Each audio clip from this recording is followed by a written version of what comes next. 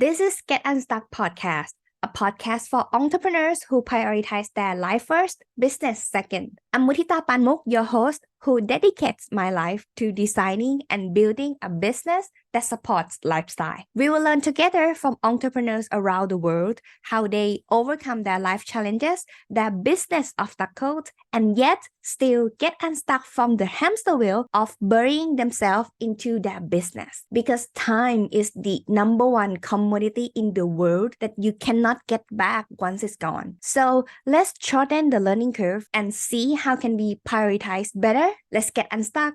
Hi, Get Unstuck Nation. So today we're going to talk business growth, but not in the way that we normally talk on this channel. So please welcome Jana Alonso right here. She's a founder of the School of Integrative Healing. She's also a renowned integrative healer and business growth strategist. So please welcome Hannah to Get Unstuck Radio today. Thank you so much. I'm so excited for this interview. I've got this buzzy energy. I'm ready to go.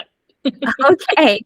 Well, we spoke a lot like backdoors before we started. So I'm also excited to know more about who you are, like what's your journey and so on. So let's ask you then. How you started your entrepreneurial journey though, Hannah? So I think I'm one of the very few entrepreneurs that accidentally became an entrepreneur. It was really not my intention. Okay. Which I know is an unusual answer because I feel like most people I'm going to become an entrepreneur. They consider it, I'm going to start a business. There's this big, long process. It really wasn't like that for me. So my entrepreneurial journey started probably in quite a desperate place in my life as a solution to a lot of problems that I was facing. I had a long journey with mental health and my mother's illness. So when I was 19, I was diagnosed with an array of mental health conditions. And in that same month, my mum was diagnosed with cancer. The following 7 years were really dedicated to my healing. So I did a lot of training on my healing, my self-mastery, understanding me, my inner reality in the same time that my mum, passed away. So it was very interesting. I was healing and my mum was leaving. It was this very interesting time in my life. And when my mother was ill in her final stages, I was in this situation where I couldn't really work a normal job because if mum had to go to the hospital, I wanted to go to the hospital. I didn't want to have a boss saying, Han, you can't go to the hospital. So I needed this greater sense of freedom. And simultaneously, when I was 19, I'd made this commitment to myself of I'm going to learn what it means to heal. And then I'm going to bring that to the world. So I felt that when I began my entrepreneurial journey, it was a mix of I have this really deep soul purpose, right? In the fact that healing, self-discovery, personal transformation is something that I'm extremely passionate about. And simultaneously, I'm in this situation where working a normal job, it's just not a thing for me with my current life circumstances. So I started like that, it was just like, I'll do a yoga class here, I'll do a workshop over here. And after my mum passed away, I got a lot more on purpose in life. I got a lot more, life's now. We don't know how long we've got. So let's really go big with this. Let's really do what you were born to do. And so that's when I founded my school and I got into entrepreneurialism in a whole bigger, more dedicated way. Wow. Sorry for your loss on your mom about that. Wow, that's so inspiring. So I know that that's going to be very hard though, to make decision that way. How you get together? How you make decision that, okay, this is going to be what I make decision and take it from there. So I do a lot of inner work and it's all around self-mastery. Okay. And self-mastery is really the healing work. And when we're learning to master the self or understand our even human being self, one of the big things is learning how to think in a different way. So here's something that I always say to myself. It's like I'm being given this set of circumstances, right? So mental health, mum passing away, right? I can't change those circumstances, but I can change what I do with them, right? So do I want to create a masterpiece in my life, irrespectively to what I've been handed? Or am I going to sit and I'm going to have a pity party? And I've had a lot of pity parties in my life, right? But I am of the belief system that in every challenge, we have an opportunity to rise or fall. And that's not because of the challenge, that's our attitude to it. So the inner work that I did, you know, I came off my antidepressants 3 years maybe after starting the inner work, and I haven't been on medication for a decade. So it started with how can I feel better mentally? And then it went to how can I master myself, right? And so self-mastery is physical, it's mental, it's emotional, it's spiritual, it's energetic. But one of the big things is learning how to think. And I know that sounds like such a strange thing to say, because everyone's like, I do think, right? But you think unconsciously. You're not aware of your thoughts. You're not aware of how you face your challenges. You're not aware of how you mentally respond to things. One of the big things for entrepreneurs, and one of the big things for people that want to master and heal and actually, you know, feel like they're in the driving seat of their life, is you have to learn how to think. And then simultaneously, when you face adversity or you face challenge, how you respond to it's very different. But it all starts from that inner work. So when you started, you didn't meant to start an entrepreneur journey, like, because that gave you freedom. However, at that time, you maybe not have the skill of like being an entrepreneur just yet, right? So that is the practical part coming in. And how can you find those skills? How can you acquire them while you also developing what you want to become at the same time? It's kind of big thing to like transforming though. We've got to be brave. If you choose to be an entrepreneur, you've got to be brave. I've invested 150,000 in mentorship. Within a year, like right away? No. Within a year. Can you imagine? Bloody hell! No, that would have been a very big first step. That's a very good clarifying question. So I launched my business 3 years ago, August 3rd. We crossed a million recently in February. So the business is growing. Thank you very much. And you're absolutely right. I was just like a woo-woo queen before that. I was just in the spiritual work. I was a hippie, right? I had no idea around business. But what I did know is how to make a decision. And what I did know is how to move. And what I did know is how to trust myself and trust my intuition and work with manifestation and energetics. So when I decided, you know, there was a period between let's just be an entrepreneur because you're going to find freedom to no, Hannah, this is it. You're doing it. That you're not messing around now. This is you're doing it. And so when I made that choice, and it really is a choice, that's when I started hiring coaches. So, you know, I've invested 25,000 in one business strategy. I've been in mentorship for the last 4 years, because it was obvious to me, okay, I'm good at the healing work, but I don't have the business stuff. So what am I going to do is I'm going to work with people who've got the results that I want, right? And so now I've got this beautiful position where I do teach a lot of entrepreneurs and I can teach them both sides, right? But I've only been able to teach them the very businessy, practical side because I trained myself. I'm a big believer in education, you know, whether it's in the healing reality or in the business reality. Like, education is the power to change your life. You know, it's the most valuable thing. Yeah, I also believe that, because like I come from opposite side of you, let's say. I come from a very practical side that I think I started the entrepreneur journey as in I can control everything. I totally the opposite side, like very obsessive compulsive part. Like I want to control everything, and I was reaching to the point where kind of like control freak, let's say. Mm-hmm. Yeah. So in order to reduce those anxiety and frustration, I need to talk more to myself, like how long I'm gonna keep myself being like that furious all the time and like always on the fight to fight mode.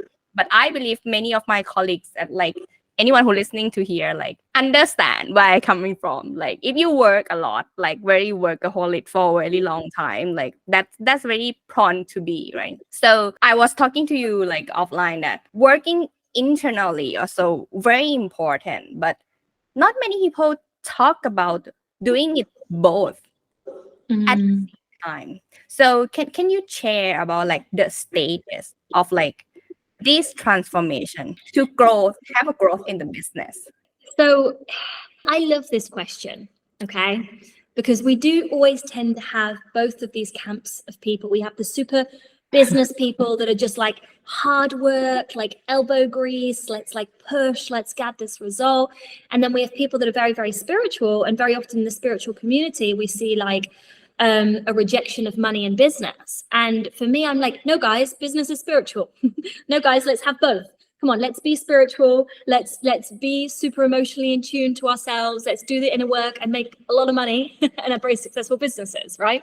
So my ethos, my mindset is always, how can we create a whole picture, right? How can we create a whole picture in business? How can we create a whole picture in healing? So to give you a wee bit of a backstory so you guys can understand my perspective of business, let's rewind to those 7 years of when I was doing all of these healing modalities, right? What I found in the healing space was that we'd have our yogis here, right? Our meditation queens here, our nutritionists here, our scientists here, and like everyone would think their modality is the right modality and no one would speak to each other, right? And so I got to the end of these 7 years and I'm like, this is fantastic. Imagine if all of you actually spoke to each other. And so my system of healing is a multiple modality, you know, a multifaceted approach to healing. So I felt like as I did all of these courses, I got different puzzle pieces and I put them together, right? And integrative healing for me is a full puzzle, or as much as I know of a full puzzle, right? And so I came from this background. And so when I came to business, I did the exact same thing, right? I have worked with the most logical, masculine business consultants where everything is numbers, everything is logic, there is no magic. Like the boardrooms are like stiff, you know, to the woo-woo queens that are naked in Ibiza with their breasts out manifesting, you know, like, and I've worked with all like the most extreme of coaches and everything between. And this was a conscious choice because I was like, no, I want to hear all of these different perspectives. And in business, I found the exact same as I found in the healing world, right? I was like, these are all separate puzzle pieces. What happens if we bring that together? So then I created this concept that I call multidimensional business, right? And it's this big puzzle in business that we've been bringing together. So we've got the physical plane, and that's the world that you're speaking from, right? Strategies, consistency, willpower, grind, like, you know, like attack, like, you know, how to increase your followers, 5 steps to 1 million, you know, the marketing bros. Like, I love a bit of that. There's nothing wrong with it. We need that. Like, I always call this I always talk about business being a Victoria sponge. My clients think I'm very off the right? And so the practical is like that base level of the Victoria sponge. Like, you've got to have a solid base level, because if not, you've got a soggy cake and it's going to fall apart. And no one wants this like a soggy cake, right? You don't want to have a soggy bottom on your Victoria sponge. So we need to have our strategies. We need to have our business foundations, our practicalities down. But then we also have different layers in business. So the next layer I describe being the jam, which is like the emotional and mental work. So those are the emotional patterns, the belief systems, learning how to think, learning how to regulate ourselves. As an entrepreneur, you're going to experience stress and pressure, right? So you have to learn to be with that. No one's paying you at the end of the month, right? You've not got a boss to speak to when someone asks for a refund. You've got to put your big girl pants on and you've got to work through this stuff, right? So that's the emotional mental work. Then we've got the work that for me, I call the work that's in that cream layer that comes after the jam, which is all about business being a spiritual journey, right? And so when we see business as a spiritual journey, this is what I say to my clients: every obstacle you face in business is for your healing. And so I have a lot of tools that I, you know, use with my clients to show them how to transform obstacles into blessings. So I do a lot of mindset and spiritual work around that with my entrepreneurs. And then we've got the final layer, which is the second, you know, we've got the bottom sponge, we've got the top sponge. And your listeners are going to be like, is she really talking about Victoria sponge? Yes, I am. I am, and I don't regret it. Okay. The top layer is the final piece of this spiritual, beautiful business sponge. And it's the energetics, babe. It is, because we live in an energetic universe. And I see a lot of people, like I've worked with a lot of entrepreneurs that have done the exact same strategy and got very different results. And what's the reason? It's energetics, right? It's the world we can't see. So it's a really important layer as well. And that is your multi-dimensional business cake. But here's the thing, like each business owner, each entrepreneur, they're going to like come to you at the different level, right? Mm-hmm. How can they know where they are right now in the journey? So that is a fantastic question. it doesn't matter where you are on your business journey to find this system helpful. So I use this system with newbie entrepreneurs that started maybe 1 hour ago. And I do have people that come to me, right, that literally like, I'm going to start a business. What do I do? So I do have those people, and I love that, because it's like they're so excited because they've just started and they have no idea what's ahead of them. And then it was exactly the same for people that maybe want to scale from like, you know, a multi 6 to 7, right? It's just going to be tweaks in the physical level, tweaks in the emotional, mental level, tweaks in the spiritual level, tweaks in the energetic level. You know, they're systems that you can replicate wherever you are in the journey. It's not about right now I've got to focus.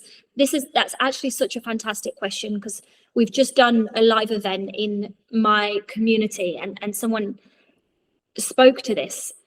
So it's a fantastic awareness. It's not, oh, right now I'm in a season of physical strategies, or right now I'm in a season of energetics. It's learning to master all 4 planes, right? It's do the physical, practical work whilst you do the energetics, whilst you're aware of the inner and outer blocks, right?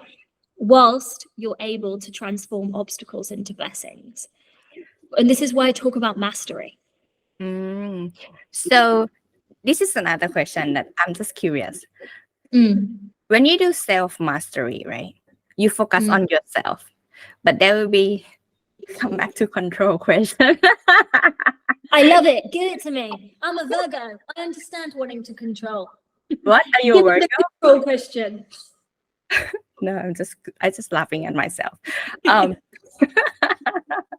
So when you have like those incidents that like in the way of you being a mastery of your path at the moment, how can you cope with that? I just love all of your questions. So self-mastery, it's not about controlling outcome, variables, other people. It's about controlling our response to life. So I want to give you an example, and I've talked about this a lot.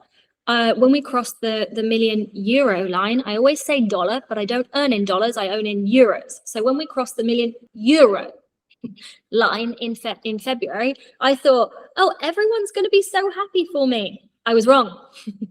I got blackmailed the next day. I announced it on my Instagram, and the next day I get this big long email saying horrible things. If you don't give me money, I will do this and that. Just horrendous. And so, like I said, I came into business because I wanted to bring the healing work to the world, not because I wanted to be an entrepreneur, and it's snowballed to where it is. So for me, it was unimaginable to get in a situation like this. Like, I don't come from corporate. I've never been in an office. I was a hippie and now I'm this, you know, like, so it blew my mind that this could even happen to me. And so what would self-mastery be in that circumstance? Okay. I don't need to control the woman that did this. I don't need to make her feel bad. I don't need to punish her. I don't need to stop her doing it, right? Self-mastery is, how am I mentally, emotionally, spiritually, and energetically going to respond to this, right? So practically, we blocked her on all platforms, practically had conversations with my lawyers. And I said, you know, what do I move? They're like, we don't think she's telling the truth. She's not going to do any of those things. I decided that I didn't care because I didn't want to be bullied, right? So I just said, okay, and blocked her everywhere. I let her, and then she never carried out the things that she threatened. But emotionally, it was like, what's self-mastery on the emotional plane? It's like, okay, whilst I'm getting a very real threat, can I regulate myself, right? Mentally, it's like we come back to what I was saying at the start. What do I choose to think about this? I choose to think that, oh, it's so funny, me and my team come out with all sorts of things. Like my assistant called me and she was like, I choose to believe that you've made it because you must have made it to get blackmailed. Like, that means, babe, that means you are the most successful you've ever been. So we use humor, we use thought, right? And the spiritual work is, how can I, alchemize this obstacle into a blessing? So I did all my processes around that. And energetics is, okay, so this is what's happening right now. What do I want to create from this? And when it happened, I decided I'm just going to make a lot of money from this. I'm going to tell this story. I'm going to tell this story to my entrepreneurs. I'm like, this is going to be the reason that I'm an even better coach, because my entrepreneurs are going to be able to come to me and they're going to be able to bring big ass problems, and I'm going to be able to coach them from the place of they've happened to me and I stayed, right? So I've got you. So do you see what I mean? So self-mastery is all about how do I respond multidimensionally to circumstances? Because there are circumstances that we cannot control. We can't control people. Like we all want to control people. We can't control people. I tried to control my boyfriend, didn't like it, didn't work well in our love life. So I learned you can't control people. That won't end well if you try to do that. No. Oh, I really like your take though. Never think about it that way. I like the way that you shift it to the humor. And I never laugh regarding to those things. Like I kind of freak out. Like, yeah, if that case happened to me, I was like, I'm gonna be froze for a while. Like ding! And then okay, what I'm gonna do 1, 2, 3, 4. Like that's usually what happened. But I get what you mean. Like when you told me this way, like I can realize that, hey, actually it can be handled simpler. What I hear right now is actually life can be simpler than I thought. That's what I hear from you today. Like that's what I learned right now. Like it's actually not that hard. And it's more fun. Yeah, kind of laugh a lot today. Yes. And so this is why I really, really believe in the inner work for entrepreneurs, because you know, before I had done the work with myself and knew myself, you know, if I'd had a situation like that, I might have even stopped posting on social media. I might have stopped selling. I might have disappeared off planet Earth, you know, in the shame. How can this happen to me? You know, and so it's interesting when you talk about freezing, because I know I've heard you say this. We've got a fight, flight, freeze, and fawn response. And so a big part in entrepreneurship is understanding your fight, flight, freeze response and knowing what to do to get you out of that. There's so much self-work that I have done to make me who I am today. And I know that I'll continue doing to make me who I am next year and the year after that and the year after that. But honestly, that there's nothing lost from knowing how to operate your human. Yeah. That's what inner work is. And I want to tell everyone who's still listening now that it's not a one-time done thing to do though. If you think it's a magic pill, that's wrong, baby. It's not gonna happen. Very wrong. It's a consistent life devotion. Like I'm still working, you know? Yeah. I always share about like inner work. It's an everyday agenda that you have to keep your mindset going. And here's the next question to you. And when there's another challenge happens for you to get to the next level, how can you detangle those challenges? Like not as in the blackmail thingy, but like to be in the higher level. So there's a saying, isn't there? Another level, another devil. It's not a very nice saying, but it's something that I've experienced every time before I financially quantum leap or I go through exponential growth. I'm suddenly faced with a lot of my shadows, a lot of things to resolve. I think there's a lot to be said in business is that very often when you're a growth orientated person, you always want to be ahead. You always want to be further. Right. And so it means that when you're navigating challenge, you sometimes make challenge wrong. You go on Instagram, you see someone, I made $1 million in 3 seconds. And you're like, I know, why is it not happening to me? And on top of that, I'm facing these challenges. And so I think it's really important to normalize speaking about challenges. I think it's really important to normalize this as part of your entrepreneurial journey. It doesn't mean that you're doing it wrong. Very often it just means that you're doing it right. And a really super simple exercise that I do with myself, it's a journaling exercise when I'm navigating, I call it the ick, you know, the ick before the next level, the stick that comes up, right? Is I always ask myself, how do I want to tell this story back, right? When I'm 90 or even next year, right? Next year, as I'm and I'll pretend that I'm journaling, you know, March 2024, 2025, and I write the story. So let's say you had, what can be a common problem? You're not getting the engagement that you want, or you're not getting as many people sign up as you want, right? So I might do a journal entry and I'm like, oh my God, I remember when I wasn't getting all the clients sign up that I wanted to be getting. And I felt so bad about myself, but I'm so grateful because that gave me an opportunity to discover the best funnel or the best marketing. And it's because of that slower period in clients that I'm now like rolling in the dollar a year later. So I think it's really important in an entrepreneur to not obsess about the problem and to focus on the solution and to write the solution and the frequency of the solution, but also not resist the problem and not make the problem wrong. You know, entrepreneurialism is basically like you're paid to solve problems. Yeah, 100%. That's the truth. That's the meaning of, yeah, I agree with you. Yeah. That's how I always like change when I encounter anything as well. Like that's how I tell myself. So at least I do something right today. Of course you do. You do many things. No, right. it's just a joke. Oh, see, I lost my thought. I was like, I have this question in my mind. I was about to ask you. Oh, yeah, I got it. Do you set goals by any means? Yes, all the time. Ah, Really believe in goals. And I know this is a debate for a lot of people. I think if we focus on where we're at, we keep creating more of where we're at. I focus on my goal and I behave and I act from my goal. I teach a lot on goals and desires and manifestation. But yeah, I wouldn't be where I am at without goals. I always describe goals as like, you've got to imagine you're a ship at sea.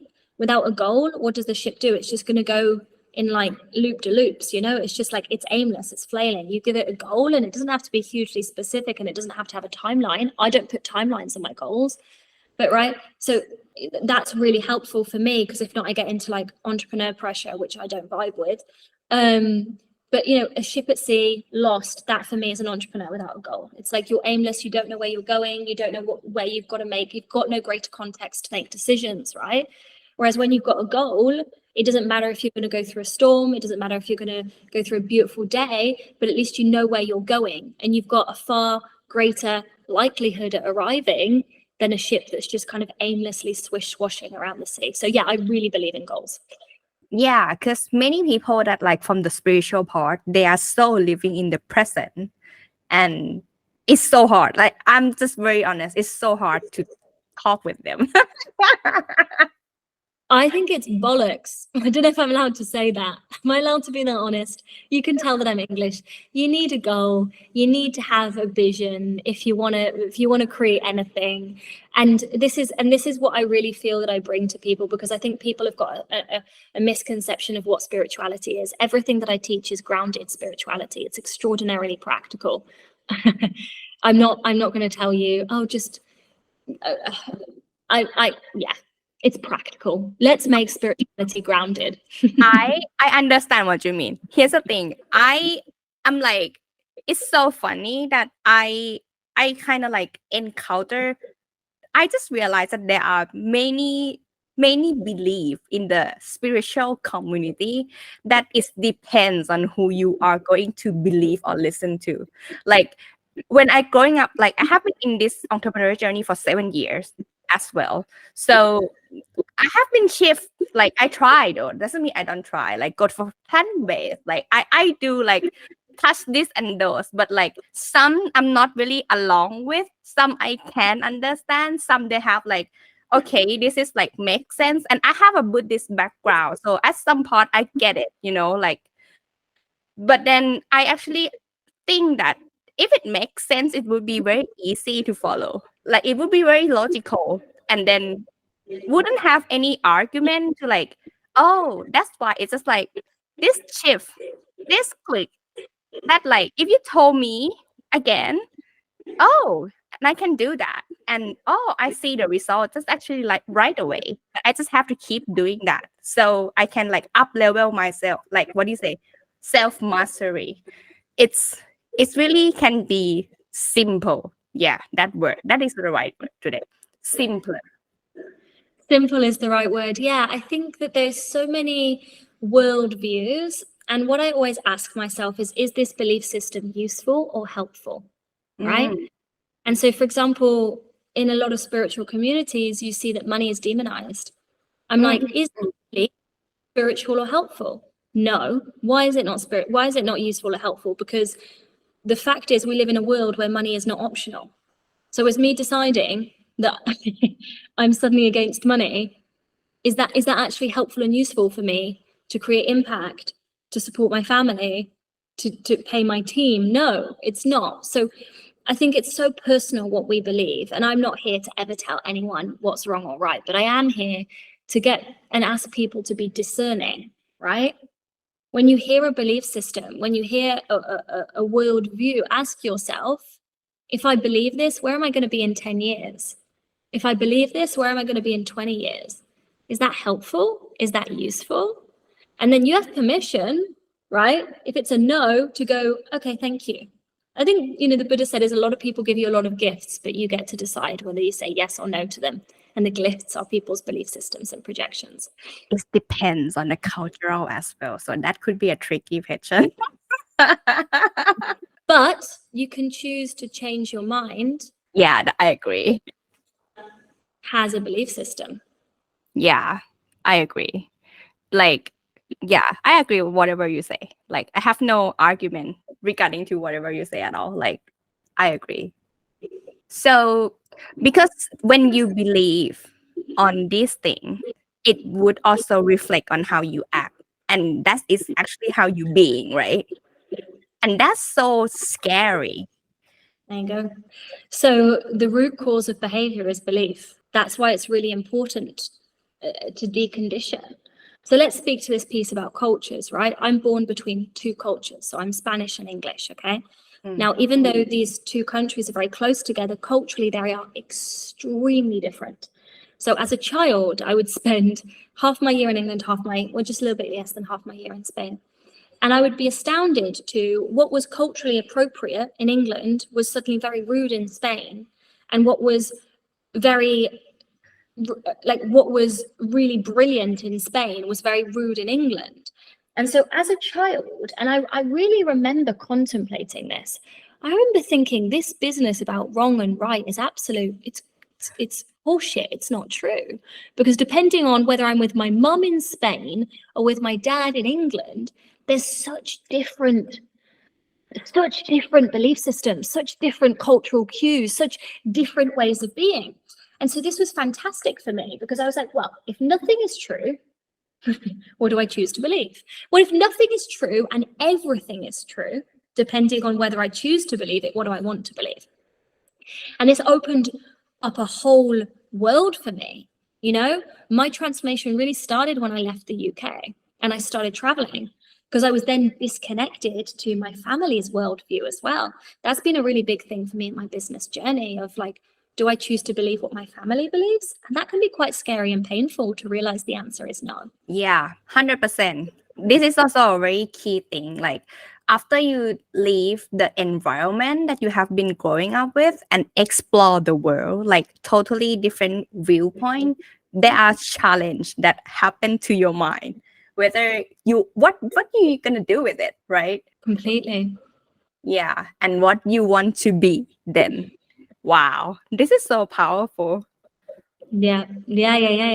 What do you want to be and who do you want to be? Because we get to choose. We just don't realize. Everything comes down to the choice. So in case anyone want to work with you, I mean, I'm already mind blown, but in case anyone want to like follow your work or work with you, where can they reach out to you then? So I've shared a link with you guys. It's www.theschoolofintegrativehealing.com/unstuck. The School of Integrative Healing /unstuck. And we've created a special page for you where you've got 3 options to explore what it would look like to work together. The first is a Facebook community that I have, and this is an amazing place to see all of our offers and meet the people in our world, see everything that's coming up. There's a lot of podcast episodes, things like that within the group. The second option is I have a free mini course called Multidimensional Business. So you can get a feeling of what this actually means, this multidimensional approach to business. It's a 4-day journey. When you sign up, you've got 2 weeks access. The reason that we do that is because I really invite people to be intentional. So only sign up if you're going to do it, basically. This is something that I teach all of the entrepreneurs that I work with. And then the final choice is for my beautiful very clear humans. If you know that you want to work with me in some capacity, we've got so many offers. And the reason that we have so many offers is because I always want to meet people where they're at. I always want to, we want to give people the right offer for them. So there is a number which you can book. There is a discovery call you can book there with my team, and you can explain to them, this is where I'm at, and they can say whether we've got anything that's appropriate for you or what your next steps would be. So Facebook community, multi-dimensional business, or discovery call with my team. And it's been such a pleasure to be here. I hope that you guys realize how powerful you are and how powerful you can be when you learn how to master the self.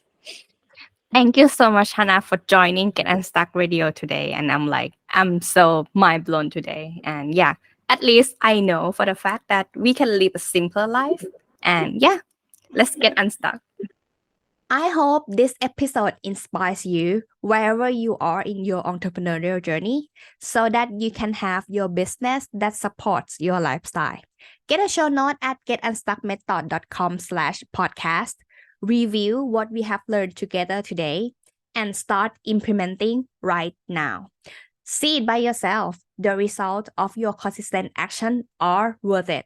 You deserve the freedom to enjoy your life. Until the next episode, let's get unstuck.